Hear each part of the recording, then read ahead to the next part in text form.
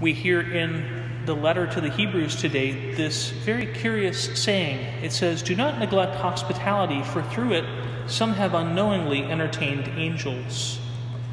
And it's true that we as Christians believe that sometimes angels will come in human likeness. I remember a priest in New Hampshire one time talking about being in the midst of an ice storm where trees had been basically downed all over the place and had cut off his driveway.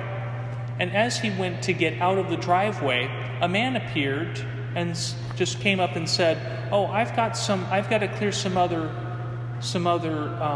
logs. I've got the equipment here.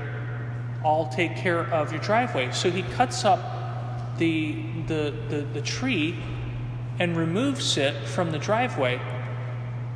And then the priest goes to the end of his driveway and he looks. The guy gets in his car and drives off.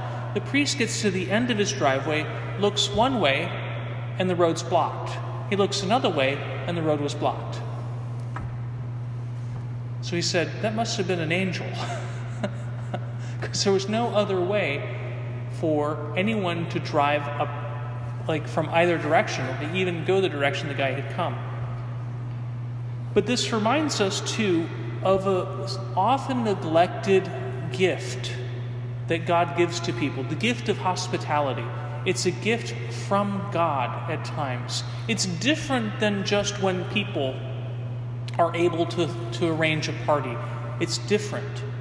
It's a matter of when that hospitality is united to Christian love. I remember one time visiting a family and noticing the way in which all of the friends of this woman's children would know that if they were ever in need, they had a place to stay, that they had a warm meal, that they could come over just about any time. And I began to realize that it was a little bit different than just other places I'd been, other families that I'd visited, where we were talking about something where people were just able to put out a good table. And that's when I realized, when they speak about the gift of hospitality, it's a spiritual gift. And it was interesting to see that this woman would invite her children's friends over no matter who they were, no matter what their background, no matter what their proclivities in life. Meanwhile, still keeping her faith and her understanding of things, her belief, but loving on those kids as if they were her own kids. And I said to her one day, I said, "Dora, I just realized something. You've taught me what this gift of hospitality is about. Because the kids come and they receive from you, and it's healing to them. It's a gift of hospitality." So we ask the Lord for this gift. Now, what it means basically is this, that one, we want to be willing to let people interrupt our day. So that gift can be whether we're walking down the street, whether we're talking to people. We want to have that kind of hospitality that is open to somebody else interrupting what we're about.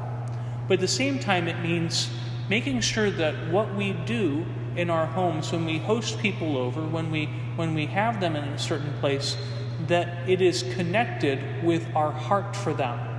And it is connected with Jesus' heart for us. That we love them with the same love that Jesus has for us. It's basically something that we can ask the Lord to give us. We can say, Lord, I want this to be a gift that I have. I want your heart to be united to my heart. Please do it, Lord, because you're the only one who can do it. And I want then, therefore, people, when they encounter me and when I'm hosting them, I want them to encounter your heart. So we pray today that the Lord will give us this gift of hospitality, so we can also be on the lookout sometimes for angels.